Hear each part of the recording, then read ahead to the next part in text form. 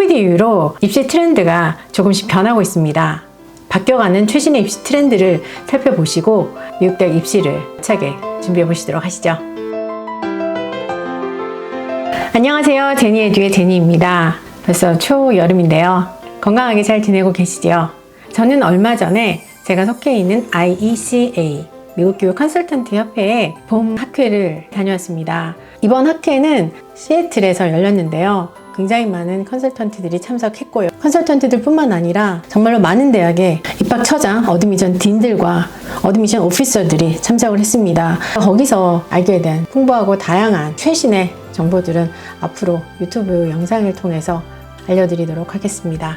이번 영상에서는 제가 최근에 다녀온 ICA에서 많이 이야기가 됐던, 그리고 학부모님과 학생들도 정말 궁금해하시는 최신의 입시 트렌드에 대해서 이야기하려고 합니다. 미국 대학 입시를 준비하다 보면은 가장 기본적인 사실들이 있지요. 학생들이 열정을 가지고 차근차근 준비해 가는 것이 중요합니다. 하지만 최신 정보라는 것이 항상 필요하죠. 끝까지 영상 보시면서 코비드 이후로 대세로 잡아가고 있는 트렌드가 어떤 것인지 정확히 파악을 하시고 미국 대학 입시를 준비하시는 것이 학생들이 좀 더 좋은 결과를 얻는데 도움이 되시리라 생각됩니다. 저는 여러 가지 미국 대학 입시 트렌드 이야기가 나오는 것을 한 10가지로 정리를 해봤습니다. 여기에는 코비드 이후로 전체적으로 입학률이 떨어지고 있다는 사실은 제외를 시켰습니다. 왜냐하면 이거는 너무 다 알려진 사실이기 때문에 빼놓고 말씀을 드리겠습니다. 첫 번째는 지원자가 많이 증가했다는 사실입니다. 많은 학교들, 특히 상위권 대학으로 갈수록 지원자 수가 증가했다는 것이 하나의 트렌드로 자리 잡고 있으면서 또 다른 트렌드가 학생들마다 지원하는 학교 수가 증가했습니다.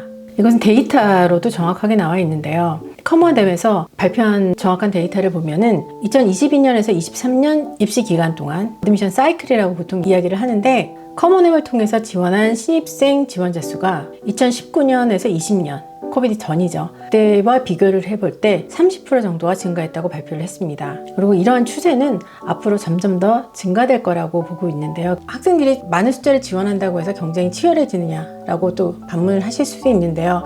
전체적인 의미로 보면 경쟁이 치열해지고 있다라고 볼 수밖에 없습니다. 이런 상황에서 학생들은 12학년 전에도 성적과 액티비티를 비롯한 여러 가지 면에서 자신을 잘 만들어야겠지만 지원서 자체에서도 자신을 돋보이게 만들 필요가 충분히 있다는 것을 말해주고 있습니다. 두 번째 트렌드는 더 많은 얼리 지원이 있었다는 것입니다. 미국 입시에서 레귤러 디시전이 일반적입니다.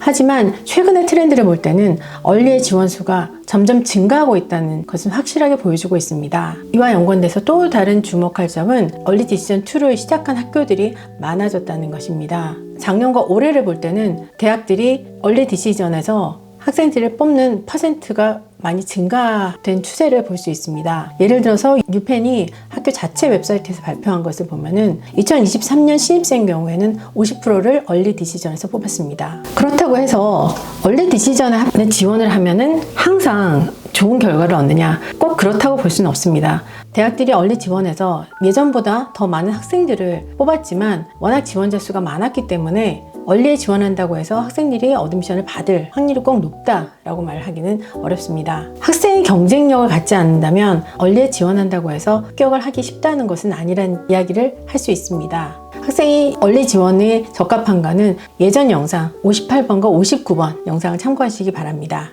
세 번째는 테스트 옵셔널에 관한 새로운 트렌드가 나타났습니다. 현재 미국 4년제 대학 중에 한 80% 정도가 2023년에서 24년 어드미션 사이클에서 SAT, ACT 테스트를 요구하지 않고 있습니다. 그래서 테스트 옵셔널과 테스트 블라인드를 유심히 살펴보셔야 되는데요. 테스트 옵셔널이라는 것은 테스트를 요구하지 않는다는 것입니다. 테스트를 여전히 낼 수 있습니다. 높은 테스트 점수를 제출한다면 도움이 될 것이다 라는 것이 일반적인 의견입니다. 테스트 블라인드를 선택한 학교는 지원원서 자체에서 테스트 점수를 받지 않습니다. 따라서 시험 점수가 입학 결정에 영향을 미치지 않는다는 정책입니다. 테스트 블라인드를 선택한 학교는 UC 버클리와 UC LA를 비롯한 모든 UC 계열의 학교들이 여기에 속합니다. 그러나 이 와중에도 MIT, 조지타운을 비롯한 대학들은 테스트를 다시 요구하는 정책을 발표했습니다. 커먼앱을 통해서 지원한 학생들 중에 2022년, 2023년 사이클에는 47%의 학생들이 테스트 점수를 제출했다고 합니다. 반면 2019년에서 20년 사이 78%가 제출했다고 합니다. 이렇게 대학들이 테스트 옵셔널 정책을 선택하고 또 유지하게 됨에 따라서 학교 성적, TBT, 에세이의 영향이 점점 더 커지고 있습니다. 네 번째 트렌드는 에세이의 중요한 역할입니다. 테스트 옵셔널을 지정함에 따라서 대학 지원서에 커먼앱 에세이 그리고 각 대학의 서플리멘터리 에세이가 더욱더 중요한 영향력을 미치게 됐습니다. 에세이는 학생의 배경 그리고 능력에 대한 고유한 자질을 나타낼 뿐만 아니라 학생의 작문 실력을 알려줄 수 있는 좋은 기회가 될 수 있습니다. 또 에세이와 함께 인터뷰도 지원서에서 더욱더 중요하게 강조되고 있는 부분인데요. 이미 브라운, 모든, 유니버시티 오브 시카고 같은 대학들은 대학 원서에서 동영상을 제출하게 하고 있습니다. 다섯 번째는 챗 GPT의 영향을 들 수 있습니다. 챗 GPT 이야기는 지금 여러 분야에서 나오고 있지요. 저희 ICA에는 컨설턴트들끼리 질문도 하고 논의를 하는 커뮤니티가 있습니다. 그래서 저도 커뮤니티에서 챗 GPT가 대학 입시 에세이에 어떻게 영향을 미칠 것인가라는 얘기를 처음 12월에 들었었는데요. 점점 큰 이슈가 되면서 이번에 ICA 컨퍼런스에서는 전문가들의 토론도 있었고 학회에 참석했던 미국의 유수의 대학의 입학처장들에게 직접 학생들이 제출한 에세이가 챗 GPT를 사용해서 쓴 것인가를 확인하는 소프트웨어를 통해서 에세이를 체크할 것인가를 물어보기도 했습니다. 이렇게 대학들과 컨설턴트들도 여기에 대한 관심과 걱정도 많이 하고 있는데요. 학생 스스로가 자신의 목소리를 충분히 전달하고 보여줄 수 있는 방법으로 에세이를 써야 된다는 것을 충분히 알 수 있는 시간이었습니다. 이미 대학에서 학생이 에세이를 챗 GPT를 사용해서 썼을 때 문제가 된 경우는 많이 알려져 있습니다. 그래서 학생이 원서에서 챗 GPT를 사용했을 때는 어떤 문제가 생길 수 있다는 것은 예상하고 할 수 있습니다. 그리고 또 한 가지 주의를 하셔야 될 점 중에 하나가 학생 본인이 에세이를 쓰는 과정에서 챗 GPT를 사용하지 않았다 하더라도 추후에 본인의 에세이를 유학원이나 다른 분께 리뷰나 에디팅을 의뢰하는 과정에서 의뢰받으시는 분께서 챗 GPT를 사용했다면 그것 또한 문제가 생길 수 있다는 이 점 또한 각별히 유의하셔야 되겠습니다. 여섯 번째는 디퍼럴과 웨이팅이 증가했다는 것입니다. 학생이 얼리를 지원했을 때 결과가 세 가지로 나옵니다. Admit, Defer, 그리고 Reject. 디퍼를 받은 학생 같은 경우는 레귤러에서 결과를 함께 받게 됩니다. 팬데믹 이후로 얼리에서 디퍼를 받는 학생들의 숫자가 증가됐습니다. 비슷하게 레귤러로 지원한 학생 같은 경우는 Admit, Wait, 아니면 Reject 이렇게 세 가지로 받게 되는데 웨이팅을 받은 학생들의 숫자가 증가됐습니다. 대기자 명단의 숫자가 훨씬 더 예전보다 많아졌다는 얘기가 되는데요.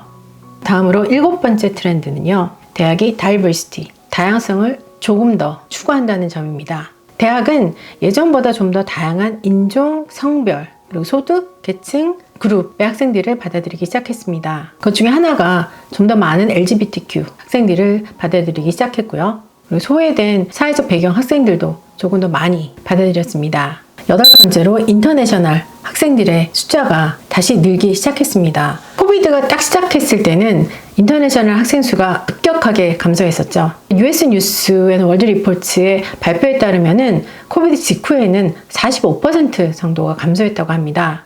2022년부터 조금씩 다시 회복을 하기 시작했습니다. 반등이 되고 있습니다. 아홉 번째, AP에 관한 트렌드입니다. SAT 서브젝트 시험이 없어지면서 AP가 조금 더 중요성을 띠기 시작했습니다. 왜냐하면 입학사정관은 얼마나 리거러스한 과목에서 열정적으로 도전하면서 수업을 들었느냐를 보려고 하고 있습니다. 그것을 나타내는 지표가 AP, IB와 같은 어려운 과목을 수강하는 것이기 때문입니다. 하지만 무조건 많은 AP 수업을 듣는다고 해서 다 좋은 것은 아닙니다. 진정으로 관심 있는 과목을 찾아서 합리적으로 관리할 수 있을 만큼의 숫자를 정해서 수업을 듣는 것이 맞고 그리고 그 수업을 듣고 난 다음에 AP 시험을 보는 것이 좋겠습니다. 열 번째인데요. 갭이어를 하는 학생과 트랜스퍼를 하는 학생들이 증가됐다는 것도 눈에 띄는 현상 중에 하나로 자리 잡고 있습니다. 최근 몇 년 동안에 편입생의 비율이 많이 높아졌습니다. 앞으로도 이런 트렌드는 계속될 거라고 전망하고 있습니다. 하지만 트랜스퍼는 학생에게도 부모님에게도 그렇게 쉬운 결정도 과정도 아니기 때문에 대학 리스트를 선정할 때 더 많은 정보를 얻고 신중하게 결정하시는 것이 필요하다고 생각됩니다. 특히 지역의 커뮤니티 칼리지를 가서 자신의 필요와 목표에 따라서 트랜스퍼를 고려하는 학생이라면 자기에게 맞는 대학을 충분히 살펴보고 트랜스퍼를 결정하는 것은 좋은 선택이라고 생각합니다. 오늘 이 시간에는 미국의 최신 트렌드를 몇 가지로 나눠서 살펴봤습니다. 미국 대학을 준비하실 때 미국 대학의 트렌드를 아시고 준비하시는 것이 훨씬 더 가깝게 접근하실 수 있다고 생각됩니다. 오늘도 좋은 하루 되시고요. 다음 시간에도 좋은 내용 가지고 찾아뵙겠습니다. 감사합니다.